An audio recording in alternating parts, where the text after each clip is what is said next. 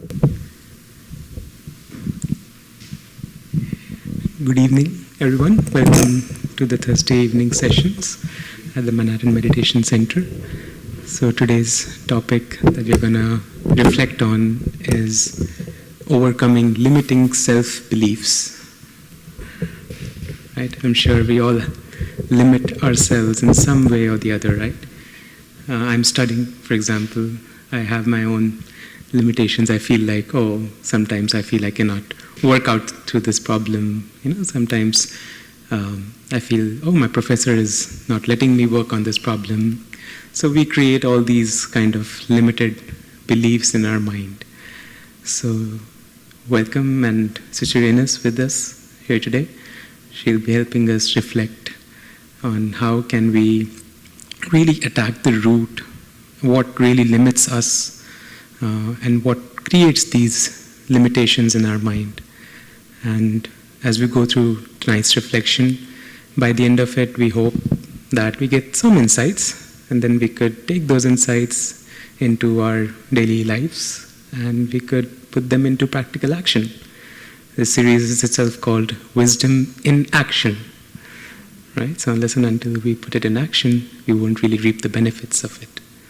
Welcome once again. Over to you, Sister Ines.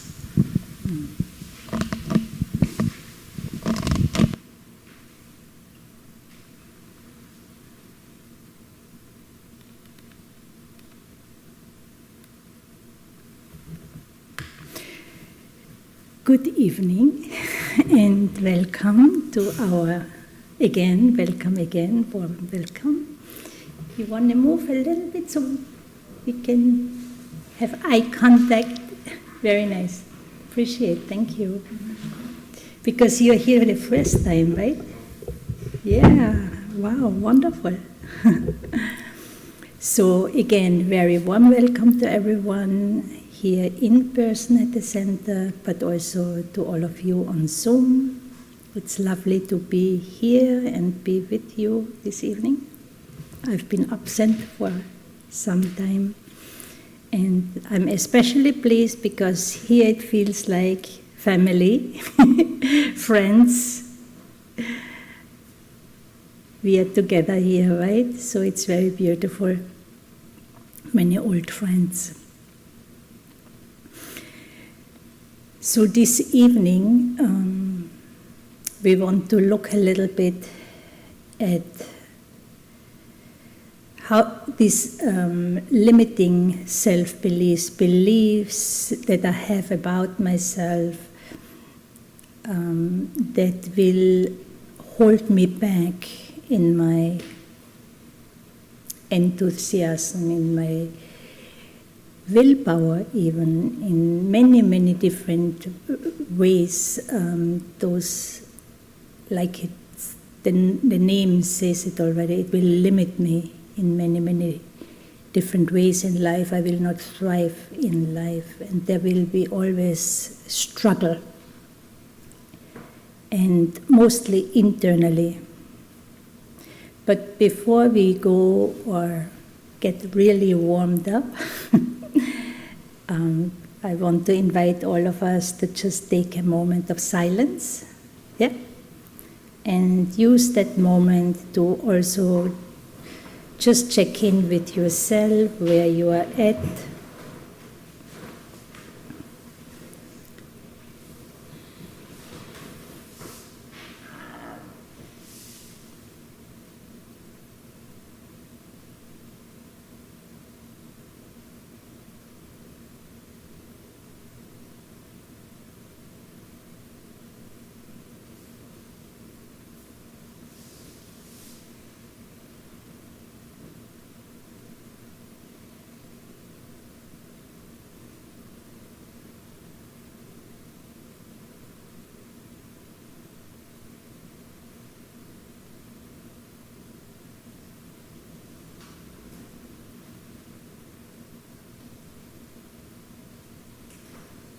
So as you sit comfortably, just take a moment to become aware of the environment, the surrounding. Just take note of it, your body, the posture of your body.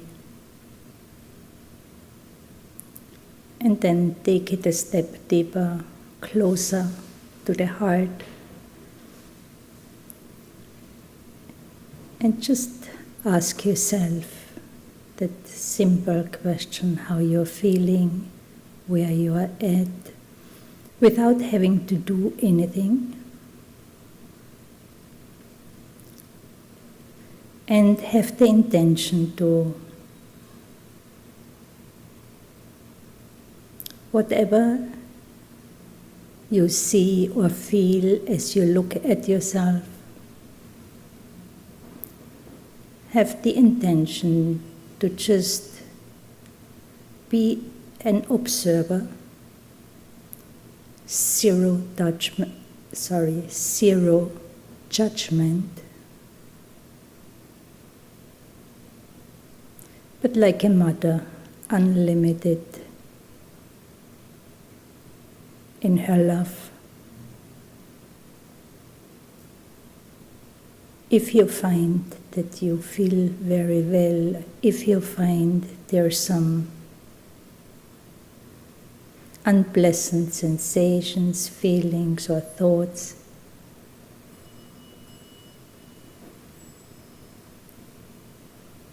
emerge that unlimited light of a mother, unlimited light of love of a mother in you, and embrace yourself with whatever is without having to change anything. It's not good, it's not bad, it just is what it is. Embrace yourself internally with that pure love, that intention of being my best friend, being my own mother. And whatever I'm holding, guarding, defending, let's see if I can just drop it and relax and look at the part of myself that embodies that pure light of love.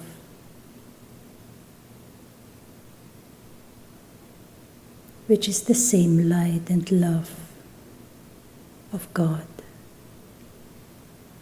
the benefactor, the ocean of love.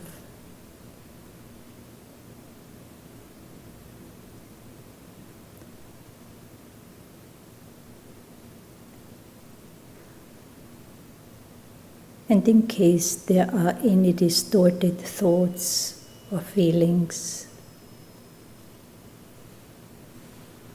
the mind stuck somewhere or keeps going back to some memory, whatever is,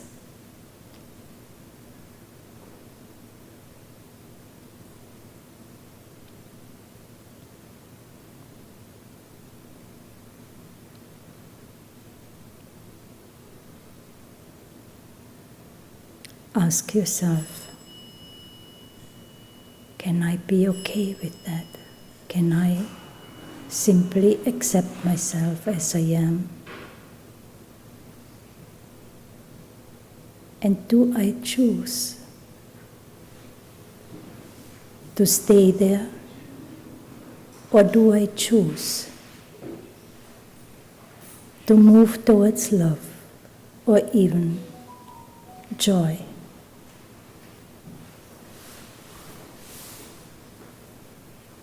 Nothing needs to be fixed inside, but the intention, what is it that I truly and deeply in my heart want? Genuinely looking for. And just give in into that joy or love or peace that is within us. by letting go of what I was holding on to. Just allow yourself to be carried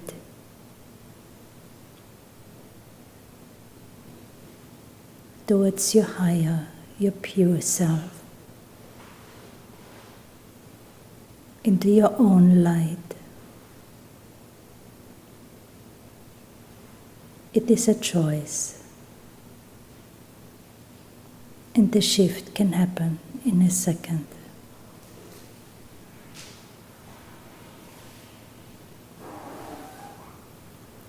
Om Shanti.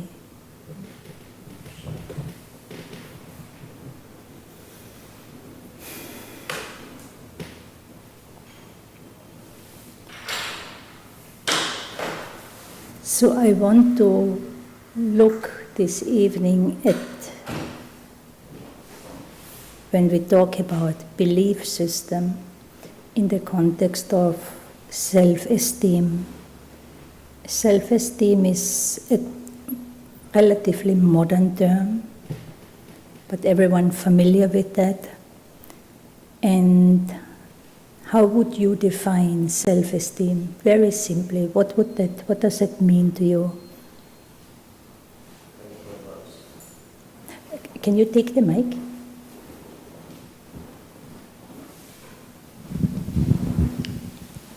It's how you feel about yourself. It's a way of how you feel about yourself. The way I feel myself, yeah, very nice, very nice. So we are of course looking for or at the high, true self-esteem or higher self-esteem, not the low one. And so it is, a simple way to look at it is, how do I feel at any given moment about myself? Not just how, but to feel good about myself at any given moment. And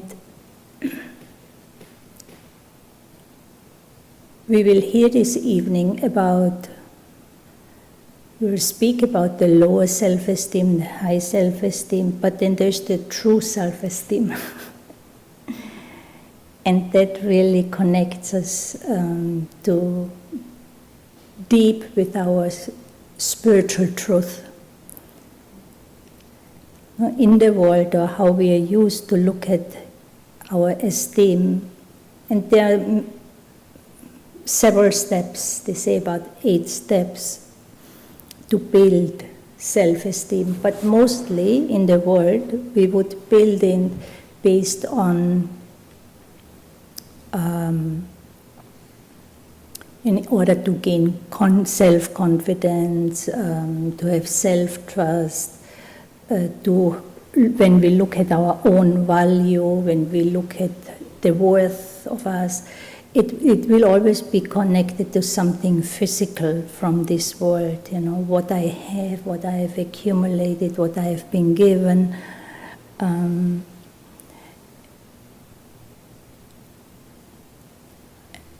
And then we feel good because we have something. I have achieved something, I have earned something, I have a lot of money, I've studied a lot. I got a new pair of shoes, very trivial, very small, but we can take joy and happiness from many little things from this world, but then also education or the family I'm born into, the woman, the man I've married, different aspects of life, right?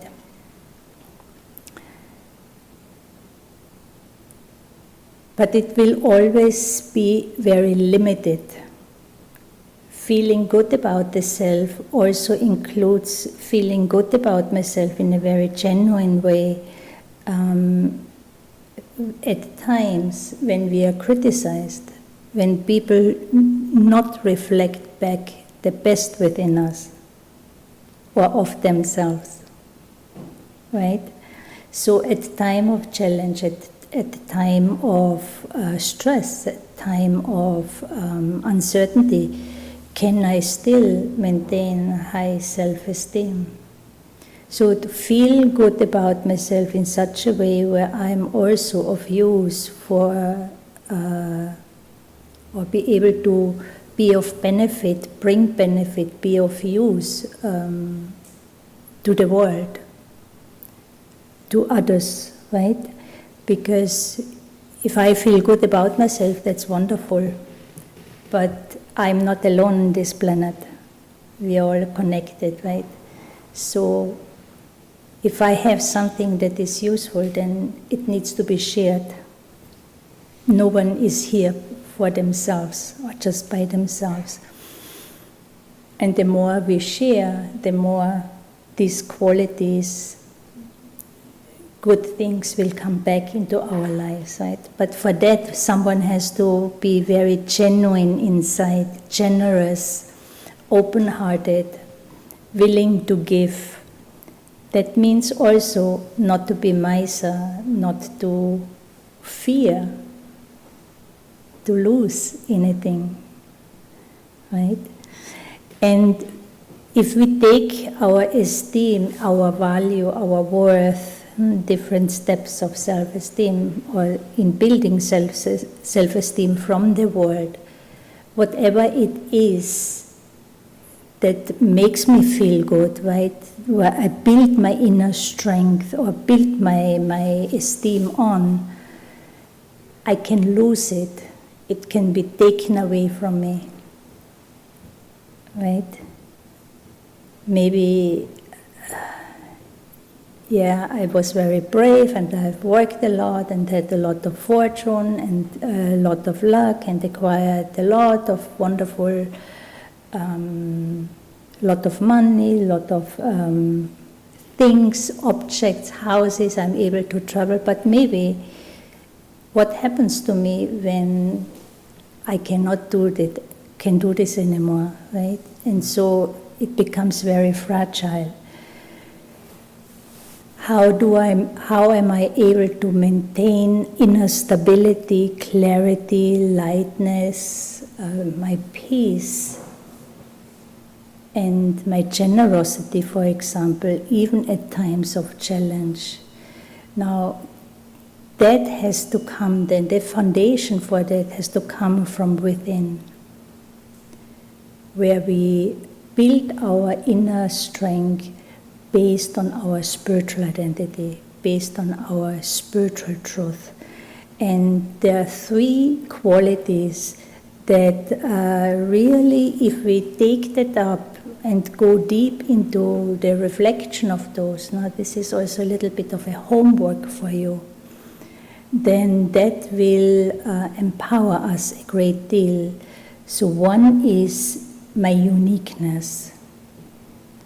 Not necessarily, definitively not at the physical level, but at the more subtle spiritual level, we are all unique. No one is like me. If we are in our limited consciousness, in a consciousness where I am very small or very big, inferior or superior, ego basically, right? So then we are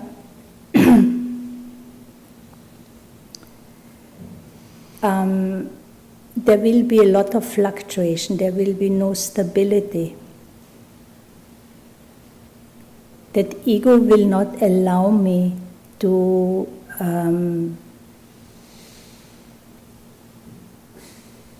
create a state of mind, remain stable, maintain it and sustain it, and then have that clarity, have that ability to act in order to bring benefit to myself and to others.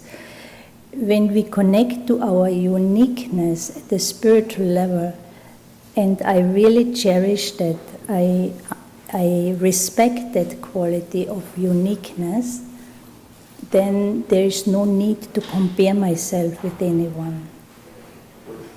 Compare. When we are in our limited consciousness, now one quality or tendency that we develop is that we compare ourselves all the time with someone, right? And that becomes a problem. At the physical level, we are all very different, and there will always be someone who has more or better, or is better, can do more, whatever way I compare myself with someone. And so I'm setting myself up for failure. To make mistakes, if things don't work out, is not necessarily a failure. But if I compare myself with someone else, and then I want to be like that one or have things that one has, that will put me into trouble. So if I focus on my spiritual truth, on my spiritual identity, and accept that I am a unique being, and that everyone is unique, so where my attention then now needs to go? To someone else? Or back to myself? And I think that's where the challenge is. We got so habituated to look outside, give attention to others, what they do, how they are, what they wear, what they have, So this is something to think about. I am a unique being. And then you can reflect on that. Now, where is my uniqueness? How do I manifest my uniqueness? What is unique within? So what makes us also valuable will contribute to my uniqueness, right? You wanted to say something?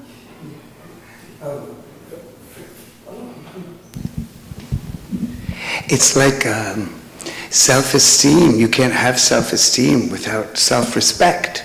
And the question I have is always, where do you find self-respect? And it ends up being in the virtues that I find within myself.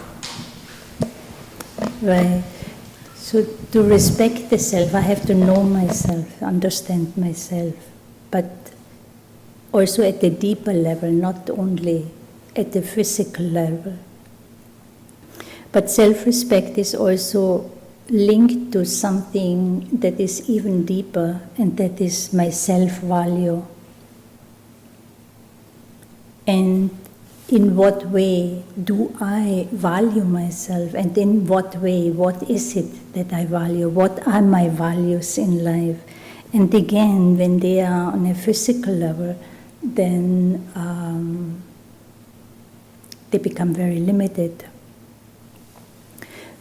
But like you're saying, the virtues referring to the innate goodness of the being, that connects to my value, but also it connects to the beauty of the being. So uniqueness, beauty, and value. These are three very, very important aspects of our spiritual truth, that when we use them, we will also learn to respect the self. And we are not looking at material aspects, physical aspects, but qualities such as peace, love, joy, respect, kindness. And all of those are forms of beauty? That's what, when I manifest them, that's then when we come to our self-worth, right? What's the worth of the being is connected to my value. But only when that value, my innate goodness, these beautiful qualities manifest through this body, through my expression. And if you're kind to someone, there's benefit, no? You open hearts, people are happy, you feel good. So, naturally, this is a very good contribution. It increases the worth of the being also.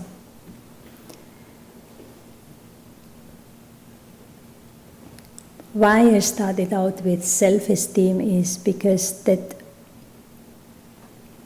if we have any old limited beliefs lingering in us, they will not allow us to actually be the one I want to be the one that I truly am, and that is happy, truly happy, fulfilled.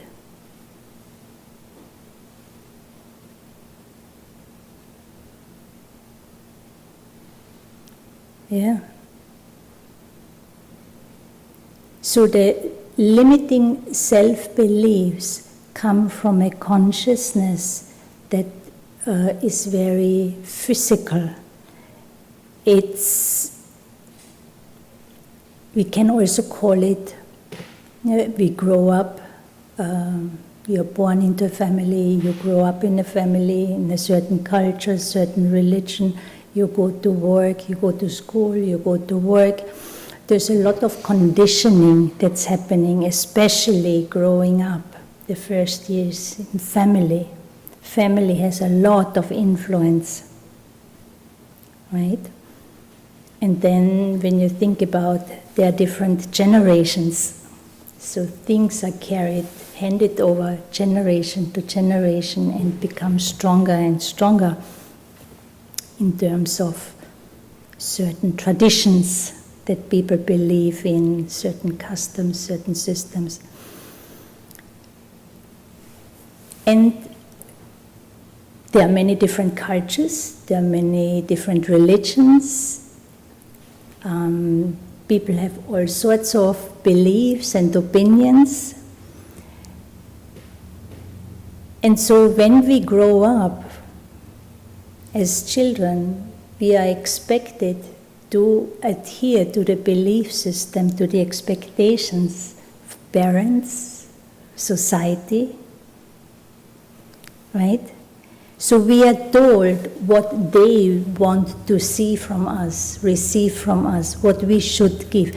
This whole world of I should, you should be like this, behave like that, look like this. When you're at age X, you should have accomplished this. Your life should look like that. So many expectations for our whole life coming from parents, society, different people. And we, as we grow up, we want to, because that's the only thing that we can do, no? But many times what happens is if you don't adhere to the directions of the parents or elders, you get punished for it. You get told off, forced in different ways, so it's like you're brainwashed of how you have to be, it's being said to you so many times. And so, as a child, you don't have the capacity to discern, to think through many things, because your brain is still not developed that much early, at a very early age, sorry. But then even as we grow up, and so you kind of believe you have to fulfill what they are asking you to do or to be, right? But if you don't live up to their expectations, they start to reflect back something to you that is not necessarily very kind, very genuine, very loving. And so if this happens many times, I start to, then this thought starts to come, no? Eventually we take it against the self. It's like, I am not good, I can't do, something wrong with me. Things are not going right, life is not good. So we are drawing conclusions, creating an image about, a belief about myself that is defective, simply because I was not able to live up to what was expected from me. So there's a negative feedback, and if that happens repeatedly over a period of time, then I start to believe something not right with me. And that then becomes habit to think in this way. It becomes an illusion, that belief now. Eventually, first it starts out with thoughts, right? But then it becomes that belief, that illusion, I can't do, I am like this.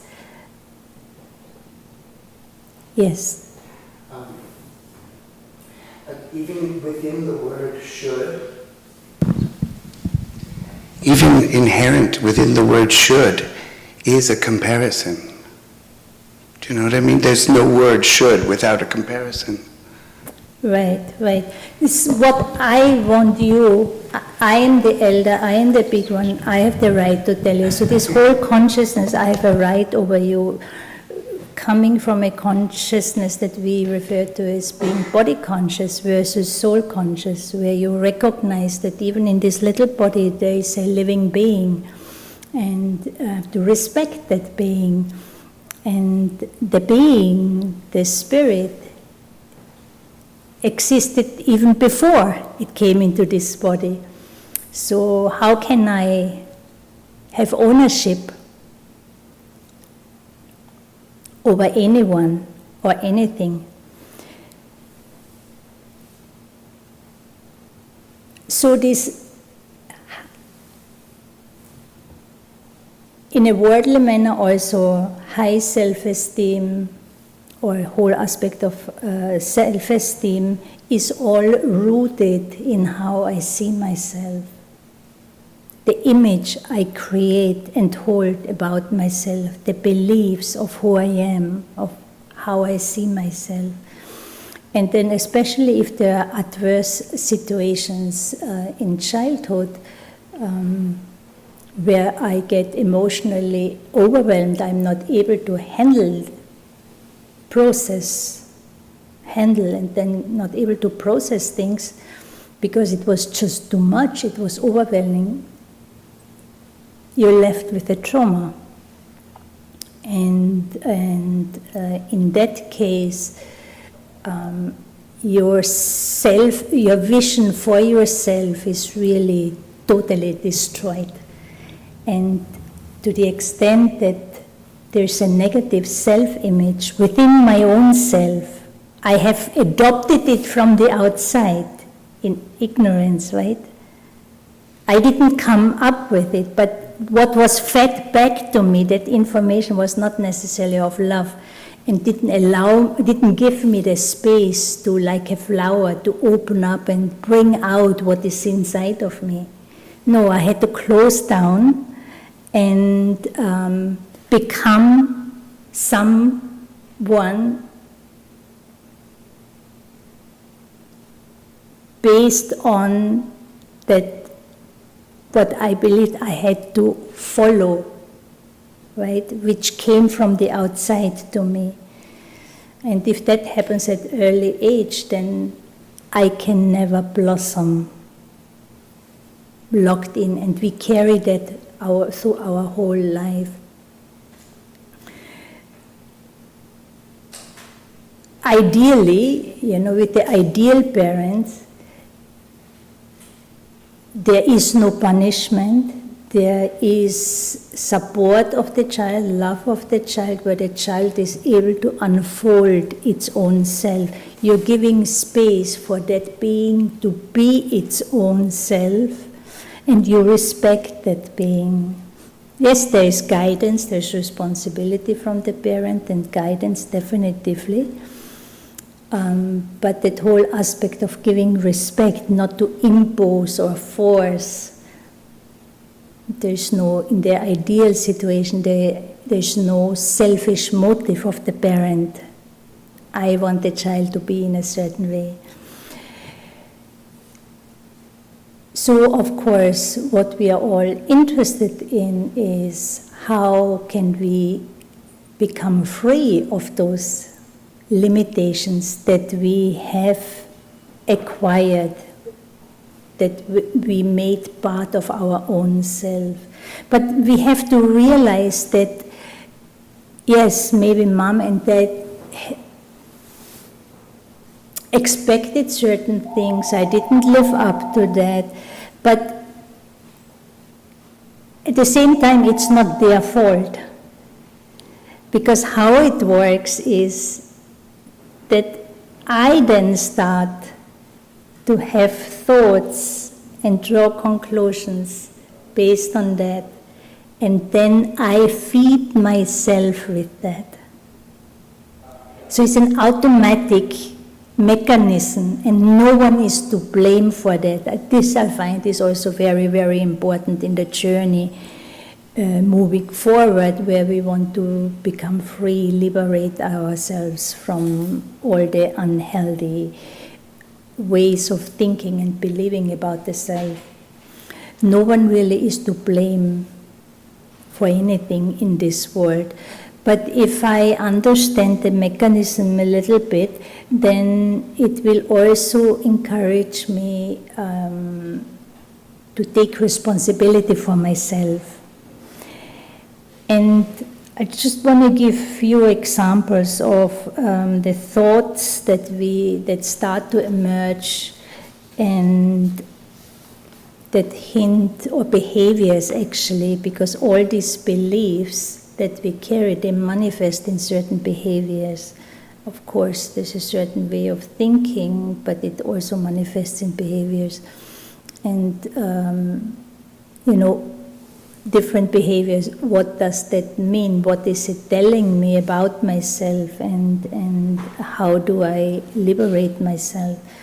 But for that is also very, very important to have that understanding that, and this is something very, very beautiful, we touched on it already, is this my spiritual identity, my spiritual truth, right, is telling me that, is telling us, each one of us, we are, so to speak, born, pure, free, peaceful, loving, joyful, happy beings. We are not born defective. We started our journey in a state of where we are complete and full of that light of peace, of love, of joy, right? And you need to take time to reflect on that also, because if I want to become free of something, what is it that I want to be? So there is a letting go, but what is it that I want to manifest? What is it that I want to fill myself with? That's where the energy needs to go, right? So my reference point of myself is, yes, I don't experience myself as such, maybe, but at least I have come to know that deep within there is only goodness, but being suppressed, it got distorted for many different reasons. And if that is the case, the original goodness can be restored. I can connect with it, and I can emerge it, I can use it, make it mine again in terms of experience and expression. And then someone who is able to be their true self in a more consistent way, or is working it with the self at this level, will have high self-esteem. That doesn't mean there are no problems, no challenges, but what matters is when limitations emerge, what is it that I do? Do I recognize it? How do I deal with it? Do I give in? Or do I make consciously, I choose and make a shift? That's where willpower comes in. Do you understand?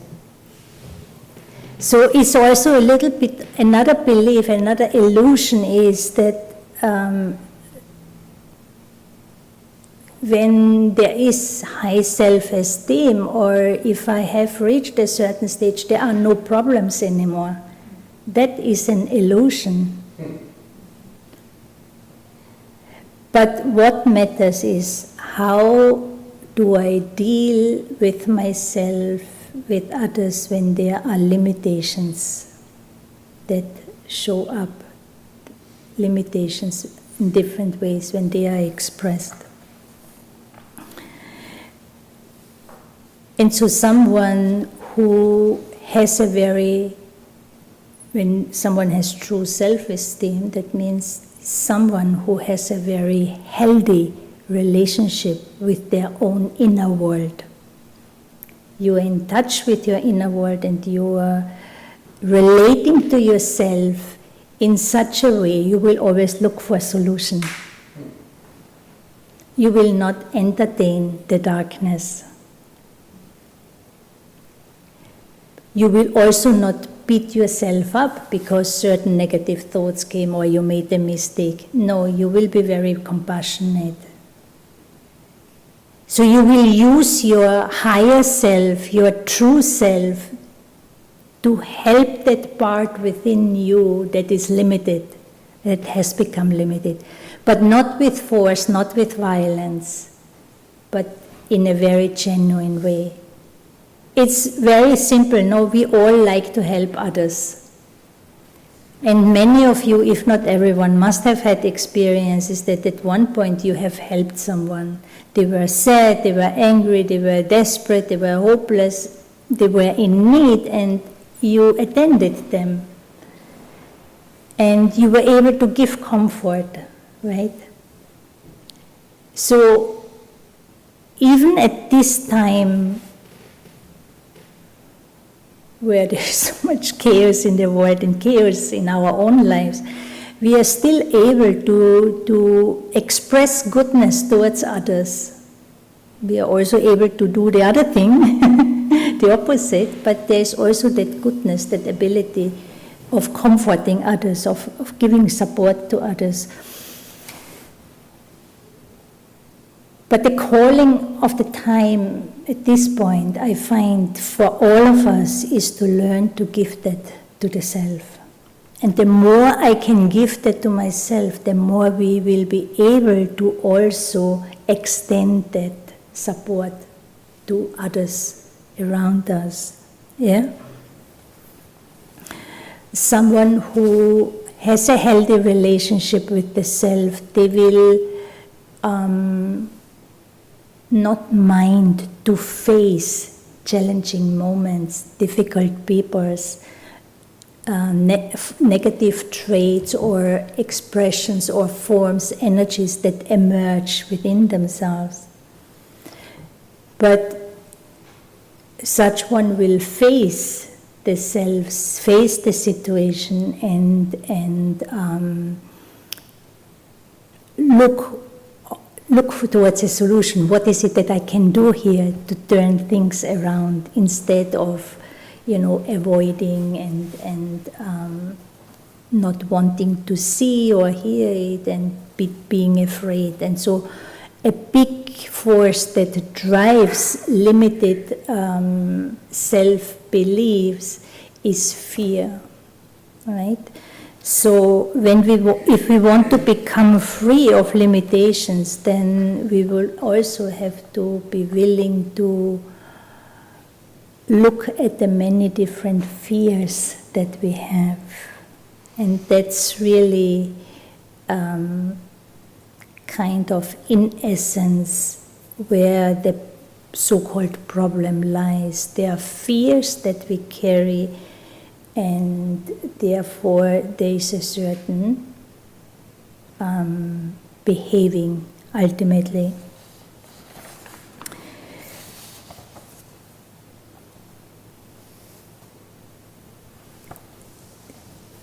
Did you ever find yourself that you avoid someone, that you avoid people?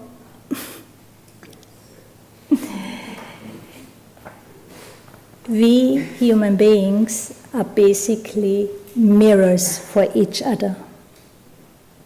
We're doing it not consciously, it's habitually, it's coming from subconscious. And the mirroring, we are not mirroring back the best of us. But what I see, if I have any negativity, any form of negativity inside of me, I will see the negative in the other one. So someone is behaving in a certain way that doesn't suit me, that I call disrespectful, I don't like it. And what will I do? I will react to it. Ordinary human being will react, right? So what will come back to that person is a reaction. So, but I don't like that reaction of that person. Not understanding that that one is basically mirroring back to me my own energy. And so I start to avoid, because certain people in my presence behave in a certain way towards me. Right? And so if we want to look towards a solution, then I understand that I will not mind to face my own self. And I get what that one with their own reaction is mirroring back from me is not my whole self, my complete self, but some kind of negativity that has become part of me.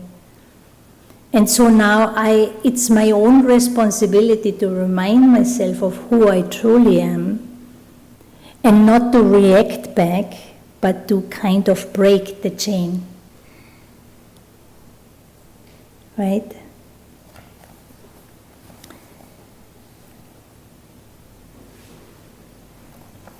There is fear of seeing my own reflection.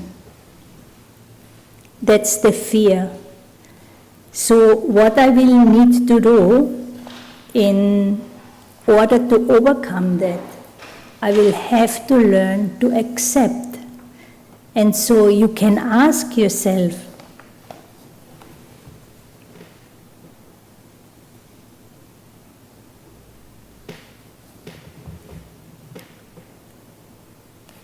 what is it that I am afraid of when I see that mirror?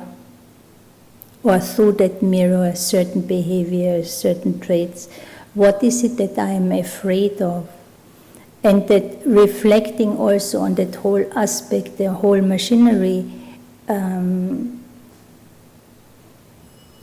person is not a bad person. That person is reacting to something that has first of all come from me. And so if I'm willing to see that, then I can let go of it. Do you understand? Because if I keep avoiding, I avoid the other person, but it's actually I'm avoiding to see something that has become part of me. And the more I remind myself, that's where your homework is, that's where the practice needs to be. The practice needs to be very much around practicing, taking moments throughout the day, practicing, reminding yourself of who you truly are, connecting to your light. Because if you empower yourself in this way, then there is strength and capacity to also, I don't need to be afraid of the darkness anymore once I know who I am. You understand? Nick, you want to speak? So it's actually a nice sign or signal when you meet somebody that rubs you the wrong way. You can see it as a signal that, oh, that's something I have to work on within myself. That's all I want to say. This one is just showing something about myself. But of course, it's also true that not everyone, some people, they just react no matter what, right? Even if we... But it's always, if I have self-respect, right, I will still take a look at myself and make my own judgment and see if what is shown, what I get to see through the other one, has this anything to do with me? Is there, what did I do? What attitude did I express? Was there anything at the subtle level that was not clean, not pure? Was there anything selfish, agenda or something that provoked that person, that made that person react to? Because if I'm purely coming from my angel self, from my highest self, from my pure self, in the purest form, it is impossible to trigger negativity in the other one. The other one will see the light in you. You understand? But it depends also to the level of wherever the other person is, can always pick up something. You might have 90 qualities, but or 99% of qualities, goodness, and 0.1% of darkness, and that one might just pick on that darkness. But still, I can use it for myself. And if I don't have as a high self-esteem, if I'm not connected to my spiritual, to my true light, whatever is being reflected back to me, I will use it against myself. Either sabotage myself or, put the whole blame on the other person, which doesn't help me, doesn't help the relationship at all. So the whole understanding, there's no need to be afraid of anyone. And if that one is not mirroring back, then even better, then be stable in your own light and understand that that one is in need, is under some influence. What is it that I am afraid of? Because many have fear. I mean, I can speak from my own experience, fear of the anger of others. But it's also a fear that I have created when I was little, when one of the big ones repeatedly was very loud, aggressive, towards the child, then you become fearful. So all these fears got created, and we took it in, but I can let go of them. Because deeper within, there is that pure you that's free of that. That's another interesting one, especially here in New York City, the habit of being always in a hurry. So, do you think you have that habitual rushing all the time? Yeah? So I was researching a little bit today, right? So I thought this is a very interesting one, because if I always rush, if this is a habit, right, I'm afraid of not being on time, for example. Now, why am I afraid of not being on time? It doesn't feel good. It doesn't feel, yeah. But also, if I'm not, it feels not good, for example, because I may have the experience in my consciousness that when I was not on time, there was a big beating going on. I think it also stems from just expecting more out of yourself. So like when you tell yourself you're going to do something and you don't do it, kills also the self-esteem. Yeah, that's also, yeah. You're not owning what you said you were going to do, so you lose trust for yourself. Right, so if I set these aims for myself, it's good to fulfill them, put them into action. That will certainly boost the esteem, yeah.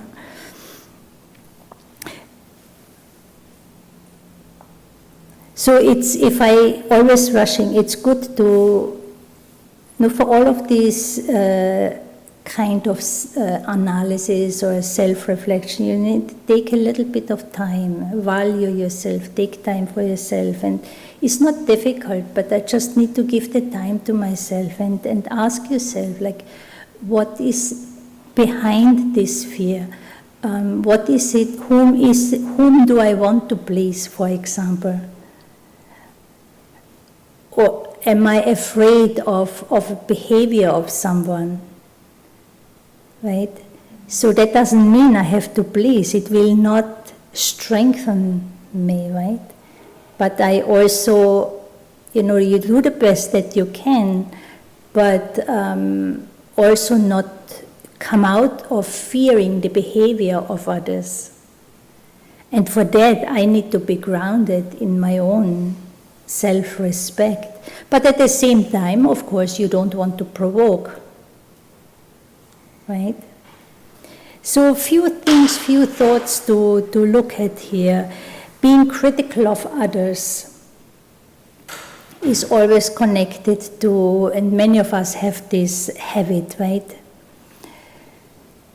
Having always some extra thoughts, some even negative thoughts, critical thoughts about someone's behavior, what they are doing, what they are not doing. It's always connected to some kind of not feeling secure within your own self.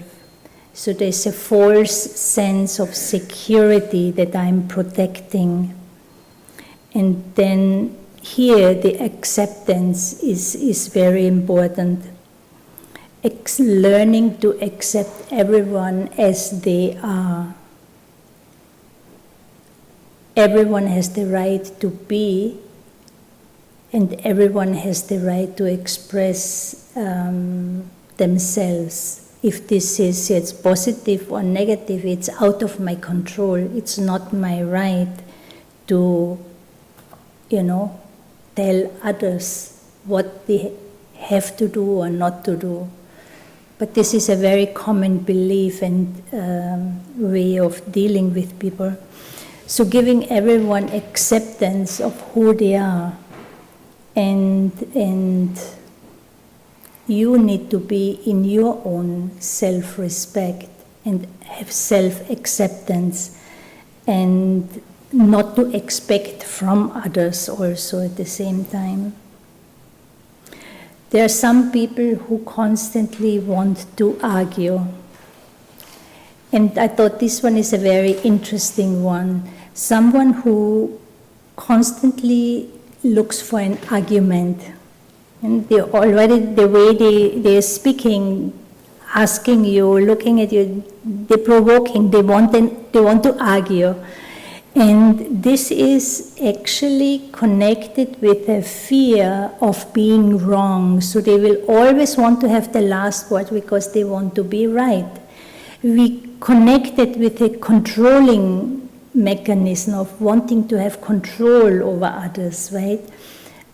I am right, that means you are wrong. But it's like a fear within them of not being right, the fear of wrong prompts them over and over to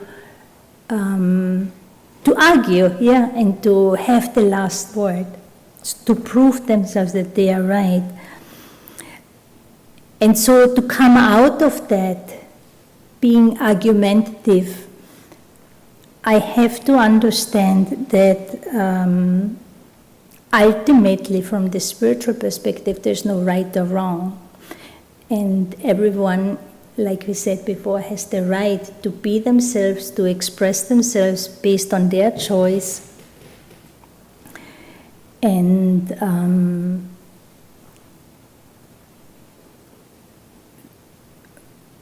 everyone has their own opinion. So I also have the right to voice myself, but that doesn't mean everyone has to think in the same way, right? So everyone is right in their own way, because you have your own history and experiences, and that's a reality for you. For someone else, it's a different reality. Okay, I'm looking at the clock.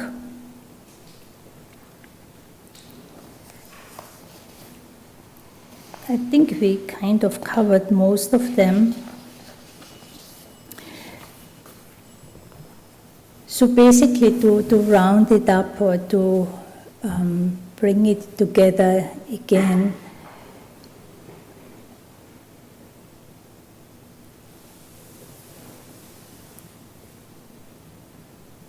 to have that faith, and it's actually connected to spiritual study also, where you learn about it, learn about the self, that faith in the self, the faith in the goodness of the self, but it's a goodness that I carry with me in my being, in my consciousness, and which is independent of my physical situation, condition, what I have or don't have. So it's purely spiritual, and I need that faith and touch base with that purest part within me over and over again to empower myself. And then I can look at those thoughts that weaken me, because the thoughts that weaken me, that take me away from my inner strength, from my love, from my peace, they are connected to one or another belief I carry within me, right? And so if I'm empowered and I learn a little bit about myself, then we are able to see the fear within, one or another fear, one after another, without being afraid of the fear, for example, without judging it, without feeling bad about it, but being very neutral and understand, and I can do something about it. It's in my own, lies within my own hands, my own consciousness, right? And then it takes a little bit of practice and making the shift towards the light.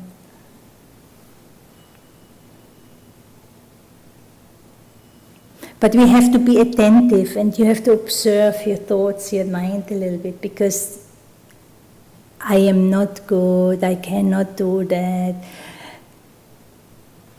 These are like warning signals, so we have to catch them, and for that you also have to practice learning to look within, turn within, become quiet, become still, rest within your own purity, within your own stillness, where you can then more and more see what is going on inside without judging. And then I have a choice. Yeah? Is there any question or comment before we close?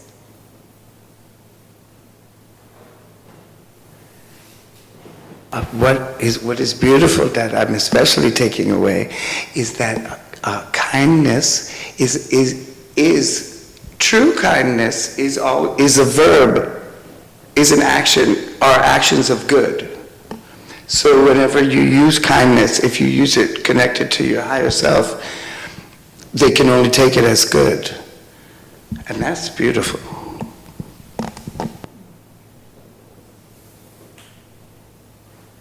So I need to reflect on it, think about it deeply, and be kind to myself means learn, develop, to have an empowering relationship with your own self. How you deal with yourself, that means when darkness, doubts, in form of doubts, for example, emerges in form of negative thoughts, make mistakes, but you have to give that. That's why meditation is also so important. You have to give quality time for yourself, not hours, few minutes, but regularly, where you engage with yourself in a beneficial way, where you remind yourself of your spiritual light and connect to it and make yourself familiar with it. Go into the experience. Just the fact that I take time and have these thoughts for myself brings so much benefit. It strengthens us. And then, when I am connected to the light, so that will take some time, you do it frequently, then gradually you start to look at the dark dots in form of fears, for example, certain behaviors, and then learn to address it, reflect on how, looking towards a solution, but in a very, very kind, very beneficial way. Okay? Anyone else?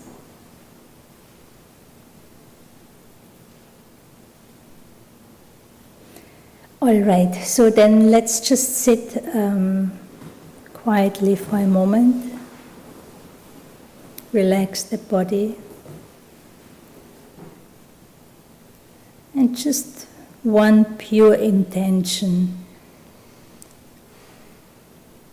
to connect inwardly and choose a quality of your choice that you want to connect with.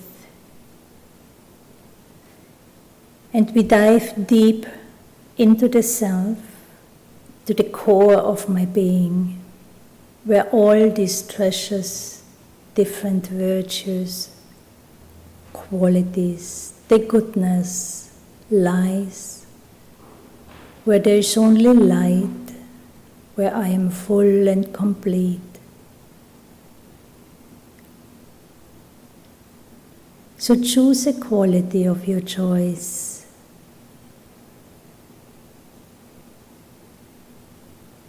And maybe a quality that you see more so in others and less in the self. But now you know that you also have it.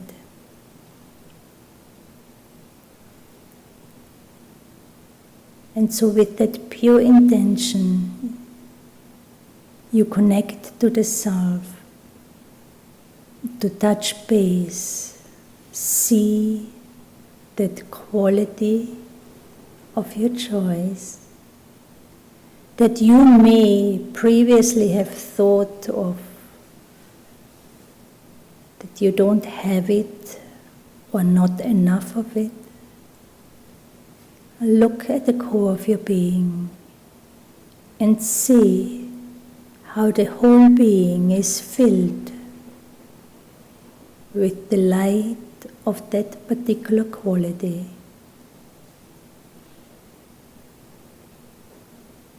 It's my quality.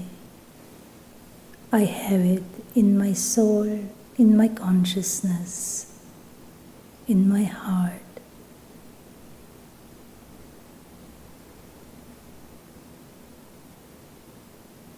Allow yourself to feel it, embrace it, embody it,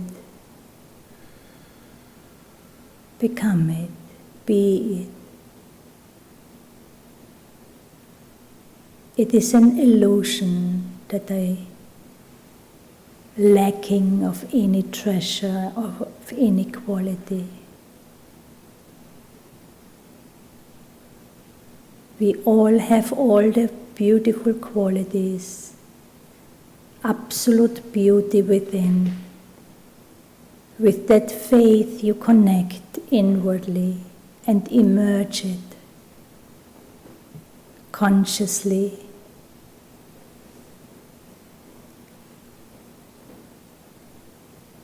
And allow yourself to move into your heart where you start to feel it. Feel it more. Fill your being with it. Let it expand. Become that quality. Be that quality. And so as I then, in few moments, leave the room, wherever you go, whatever you will do, keep the awareness of that quality with you and see if you can use it tonight, tomorrow, throughout the day, for yourself and for others. Reinforce that quality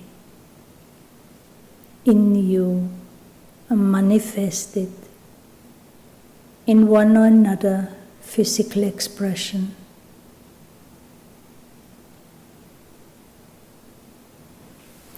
Om Shanti.